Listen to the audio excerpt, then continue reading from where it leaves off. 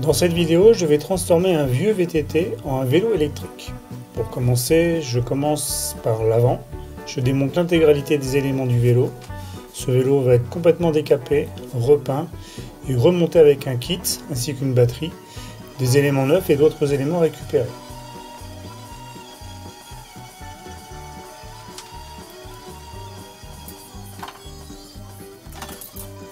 Les freins vont être changés. Je peux enlever les câbles, ils vont être également changés, remis par des neufs.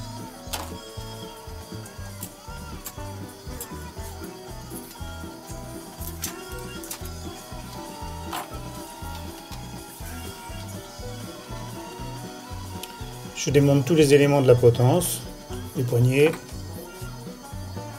les changements de vitesse.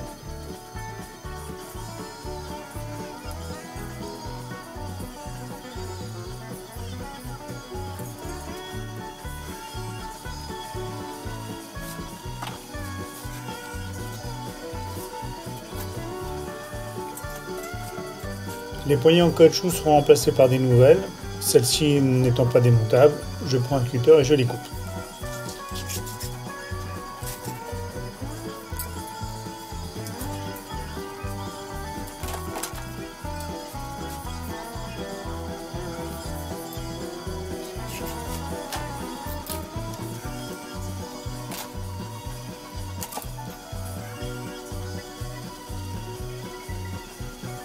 Voilà, maintenant je peux démonter la potence, il faut donc desserrer la vis et après on donne un petit coup de marteau pour débloquer l'excentrique, ça vient tout seul.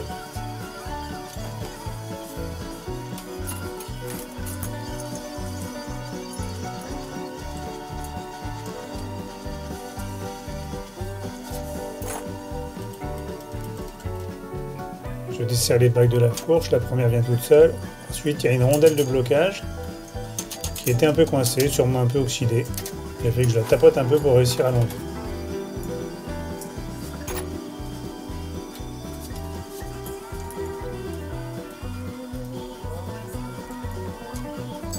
Voilà, elle s'enlève.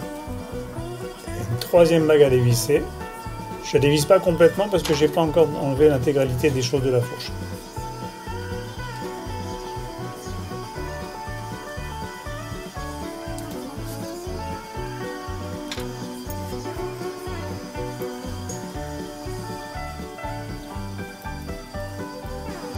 J'enlève le garde-boue.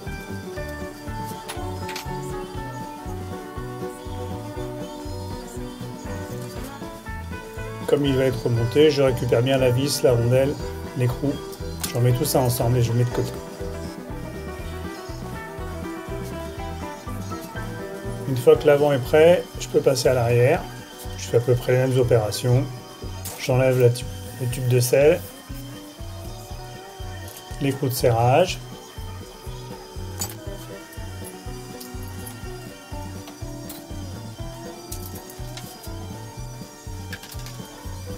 Même chose qu'à l'avant, on enlève les câbles, on démonte les freins.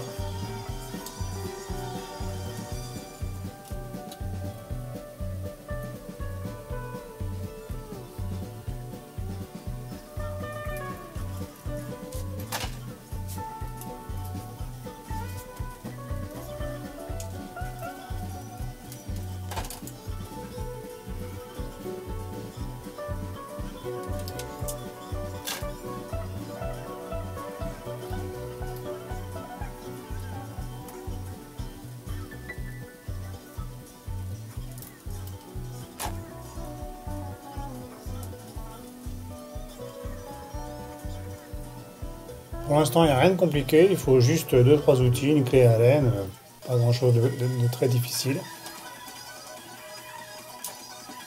Ensuite, je peux enlever la roue arrière, j'avais dû serrer comme un bourrin, ce qui fait que j'ai eu un peu de mal à débloquer l'écrou. Voilà, ça vient.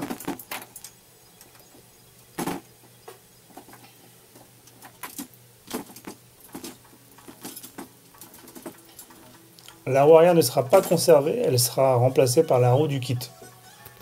Donc je la mets de côté. Ensuite, j'ai enlevé la chaîne, mais j'ai pas acheté d'outil spécial pour le faire, ce qui n'est pas une bonne idée.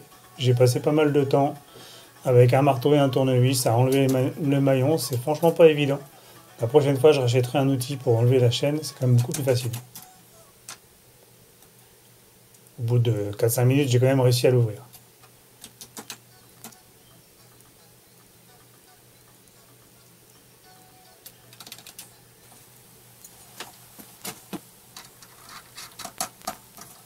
Ensuite, il faut un extracteur pour enlever la pédale. Ça, c'est obligatoire. Ça coûte une dizaine d'euros, mais c'est vraiment très pratique avec. Donc, on commence par visser l'extracteur à l'intérieur de la pédale. Et ensuite, avec une clé Allen, on vient serrer la vis à l'intérieur. Il faut forcer quand même pas mal. C'est assez dur à enlever. Mais une fois qu'on a débloqué la pédale, ça vient tout seul après. Donc, j'ai pris une clé à molette en plus de la clé Allen. Et j'ai bien coincé le vélo et la pédale dans l'étau, ce qui était quand même plus pratique.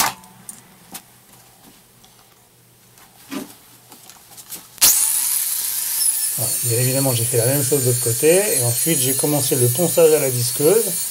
Donc, j'ai pris une disqueuse avec une brosse métallique. J'ai pas pris un plateau à lamelles, ce qui est beaucoup plus rapide, mais qui a tendance à un peu abîmer le métal.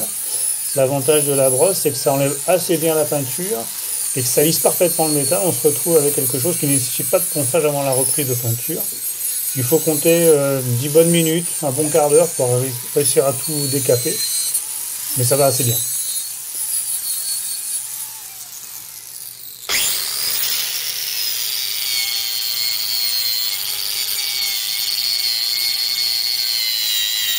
Un petit aperçu en gros plan du travail.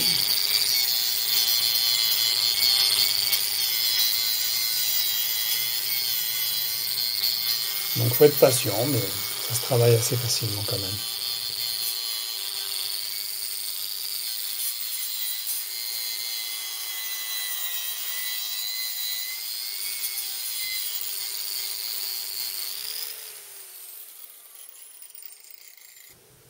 Voilà, le décapage est complètement terminé. J'ai masqué tous les endroits avec du scotch pour éviter de peindre les endroits que je ne voulais pas peindre. J'ai suspendu ça dehors et j'ai attaqué une première couche avec du minium pour éviter l'oxydation du métal. En plus, le minium va permettre à la peinture d'adhérer parfaitement après. Alors, je ne suis pas un pro de la peinture au pistolet, mais je ne suis pas trop mécontent du travail que j'ai fait.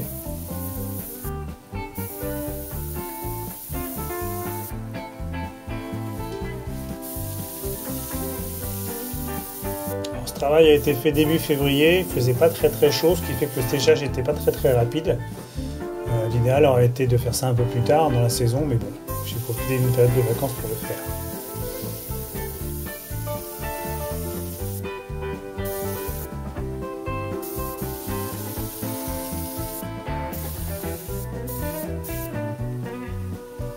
Le gros avantage du pistolet, c'est qu'on utilise quand même très peu de peinture, même si on en gaspille beaucoup. Et le deuxième avantage, c'est qu'on peint un vélo complet en 1 minute. C'est quand même beaucoup plus facile qu'au pinceau et c'est surtout un travail beaucoup plus régulier.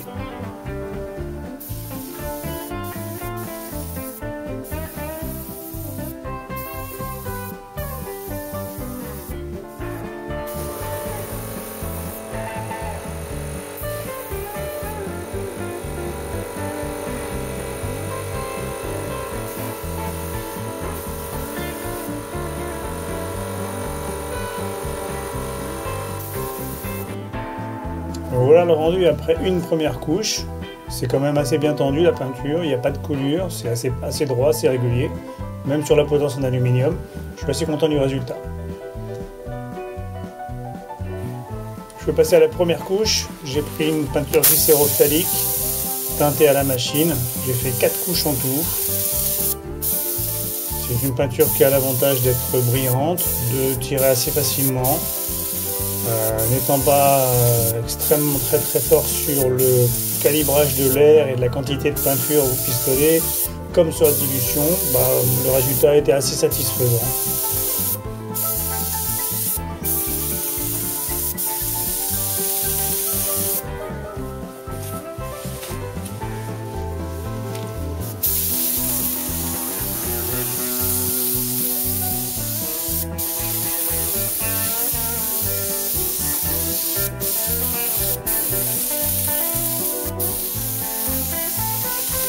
L'intérêt de faire ça dehors, c'est qu'on a une bonne luminosité et on voit bien où on peint. J'ai déjà fait un premier vélo il y a quelques temps dans le garage avec un éclairage relativement faible. Et c'est assez difficile de savoir où on est passé et où on n'est pas passé, surtout au niveau de la deuxième, troisième et quatrième couche. Sur la première, par rapport au gris, on voit assez bien.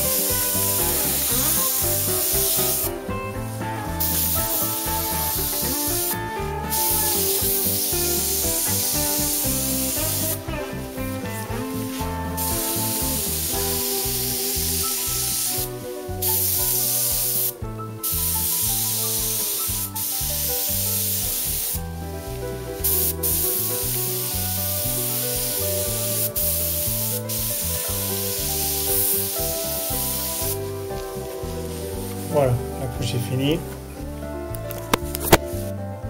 Après 4 couches, je laisse sécher tranquillement. Et on va pouvoir passer au montage. J'ai commencé par acheter un kit que j'avais commandé un peu avant. Donc le kit est à peu près 260 €. On prend la roue, le moteur, etc. L'intégralité avec un écran LCD. Ça a été livré en à peu près 8-10 jours. Ça provenait d'Allemagne, correctement emballé. Il y a dedans une roue qui est complète, prête à monter. Donc il suffit d'enlever l'autre et de mettre celle-là à la place. Un contrôleur avec son étui. Le contrôleur, c'est ce qui va gérer l'intégralité de l'informatique, de l'électronique. Les deux poignées, celle de droite se comporte un peu comme une poignée d'un accélérateur de mobilette. La connectique pour le câblage entre le contrôleur et la batterie, que je modifierai par la suite parce que je trouve un peu long, un peu complexe. Un écran qui va me donner différentes informations sur la vitesse, le niveau d'assistance, la puissance de la batterie. Les deux poignées de frein qui sont électriques parce qu'elles coupent le contact dès qu'on va freiner pour éviter que le moteur continue de tourner. Une platine sur laquelle il va y avoir un capteur de pédalage que j'ai collé avec de l'araldite avant la peinture. Là, on le voit avec le capteur et son câble.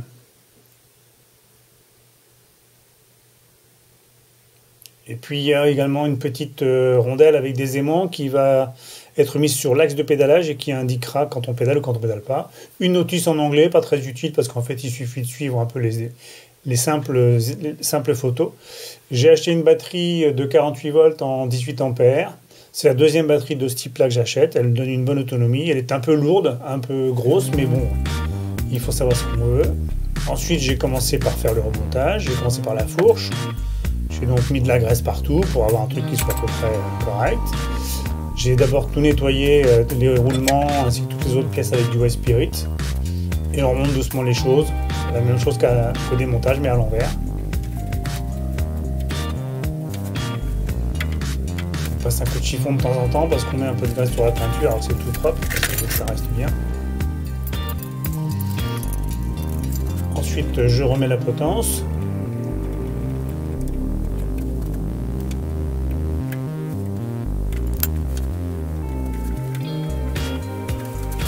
Je la fixe à peu près à la hauteur et à peu près dans l'axe.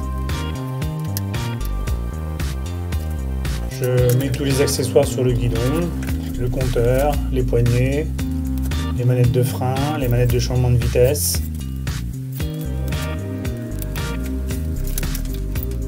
Voilà, tout a été installé. Maintenant, je peux commencer à passer les câbles.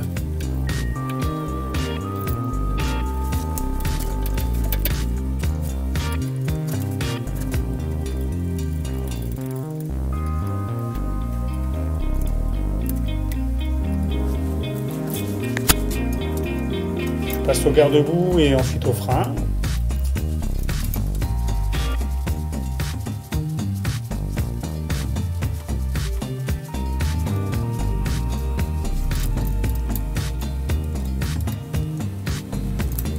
J'ai changé les freins d'origine pour ces freins-là qui sont plus puissants. Quand même des freins qui soient assez costauds pour supporter le poids de la batterie, le poids du moteur et la vitesse à laquelle on est capable de rouler avec un vélo électrique. Donc je commence à mettre les bras de chaque côté. Ensuite je remets la roue. Là je ne vous l'ai pas mis dans la vidéo, mais j'ai démonté l'axe de la roue, nettoyé toutes les billes au White Spirit et regraissé correctement le roulement. Ça c'est la roue d'origine. Elle n'a pas changé, j'ai laissé le même pneu. Ensuite, il faut régler les patins. On les desserre donc et on vient les placer correctement et dans le bon sens pour qu'elles soient bien sur la jante. Et ensuite, on vient serrer la vis de blocage. On fait ça des deux côtés.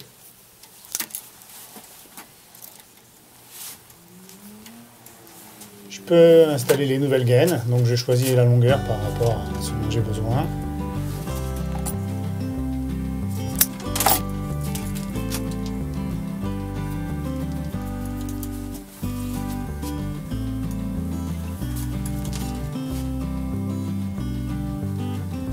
Donc là, pour l'instant, je ne travaille que sur l'avant du vélo. L'arrière est complètement nu.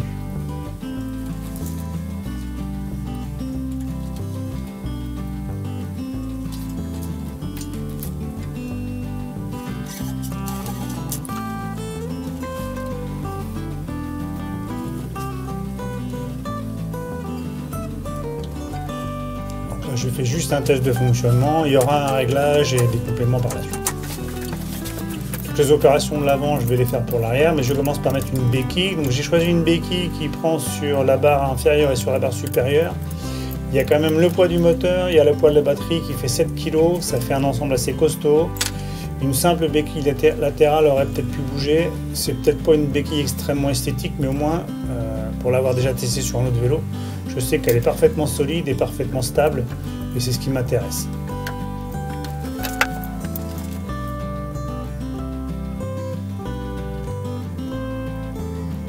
Comme pour l'avant, je remonte les freins. J'ai mis un peu de graisse à l'arrière, je n'en ai pas mis à l'avant.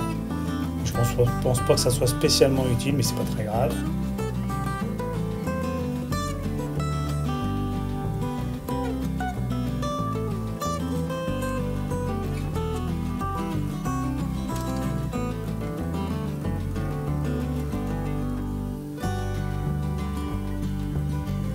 Pareil, on règle les patins.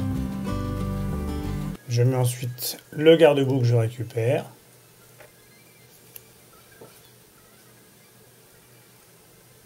Il ne me restera plus, une fois que j'aurai serré ça, qu'à le fixer sur l'avant, sur le cadre, sur le tube.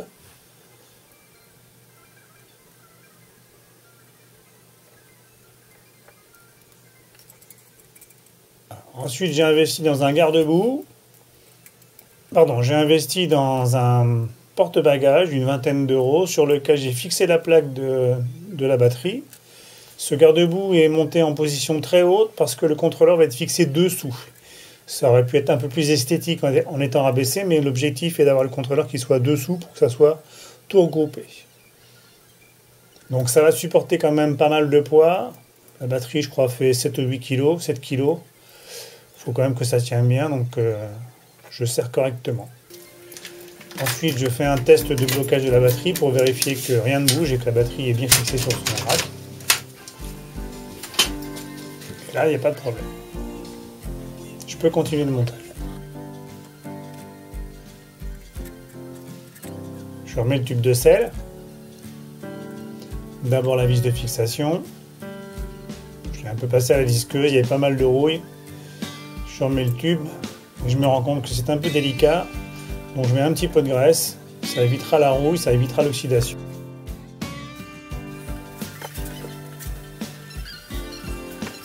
Maintenant je peux remettre la pédale gauche ainsi que le capteur de pédalage. Donc le capteur, c'est la petite rondelle que je mets là. Ensuite je réinstalle le capteur. J'ai du mal avec la vis récalcitrante. Ensuite la bague, elle doit être placée à 1-2 mm du capteur et dans le bon sens. Ensuite je mets un petit peu de graisse sur l'axe, 2-3 coups de maillet pour refixer la pédale. Je resserre correctement mais sans trop forcer la pédale et je mets ensuite le capot de blocage. Ensuite je remets la chaîne. Je commence par l'arrière, je la fais passer dans les roulettes du dérailleur.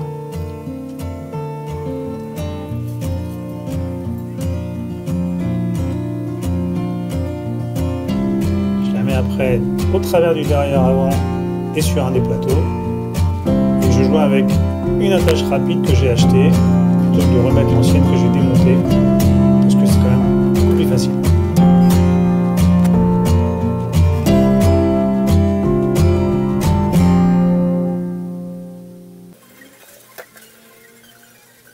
que donne la tâche rapide. Si un jour j'ai besoin de redémonter ma chaîne, ça sera fait en 30 secondes. Ce sera quand même beaucoup plus rapide. Je peux préparer un petit peu le câblage, j'ai quand même des fils dans tous les sens. C'est un des inconvénients des vélos qu'on fait soi-même. On ne peut pas les faire passer dans le cadre. À savoir aussi que si on veut avoir quelque chose de très très discret, il vaut mieux choisir une peinture sombre, ce qui n'est pas mon cas. Ou alors il faudrait peindre les câbles, mais bon, je pense pas que ça soit tip top.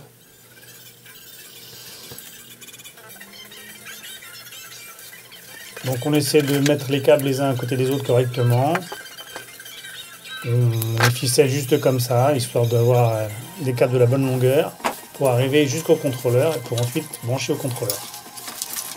Voilà, maintenant je peux fixer sur la barre du haut et raccorder au contrôleur.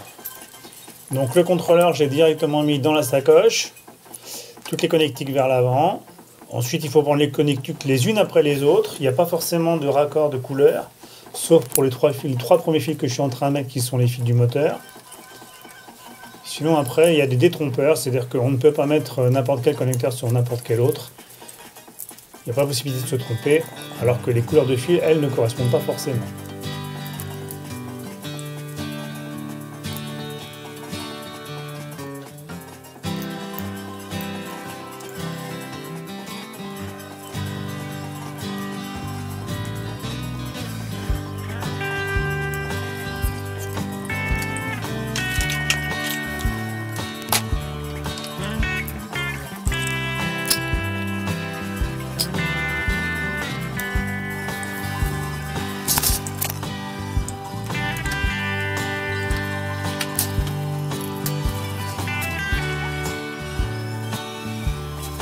Ça marche, super. Je peux continuer. Donc c'est un moteur avec 5 niveaux d'assistance. Là je suis au 5e niveau. Ça c'est pour passer en vitesse supérieure, ça vitesse inférieure. Donc je redescends à la première vitesse. Juste en accélérant, on va à peu près à 10 km/h. Deuxième vitesse. Au-dessus de la barre de puissance, qui est la barre du milieu, on voit la barre de puissance consommée par le moteur au moment où j'accélère. Ensuite, on revient sur 1 ou 2 crans.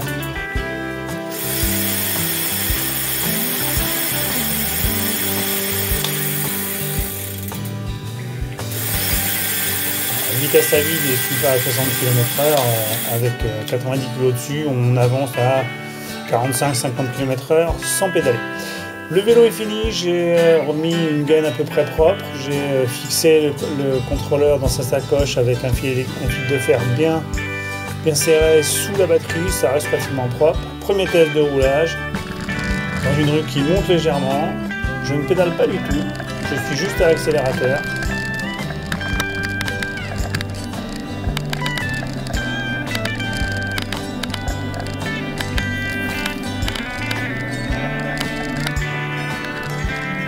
Évidemment la caméra n'arrête pas de bouger, c'est pas très facile.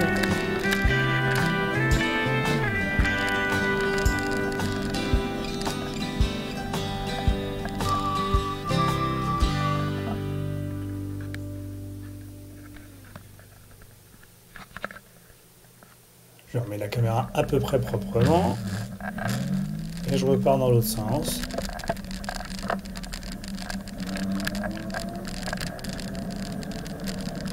J'arrête de pédaler, j'accélère. La caméra bouge toujours, je suis toujours avec mes Crocs. J'ai fixé ma caméra sur un bout de bois, c'était pas terrible. Mais je l'avance bien, sans trop accélérer. Petit resserrage de la caméra pour éviter que ça gigote.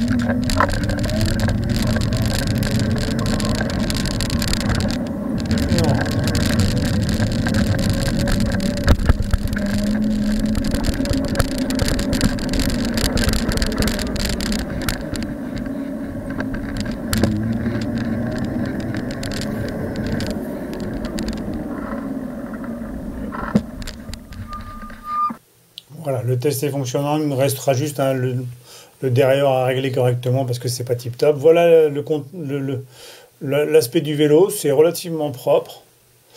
La batterie est costaud par rapport à un vélo du commerce, mais c'est aussi une batterie qui a une très grosse autonomie par rapport aux autres, hein. Avec un moteur de 1000 watts, donc ça permet d'avoir quand même beaucoup de vitesse, beaucoup de puissance et ça nécessite quand même de l'énergie. Maintenant,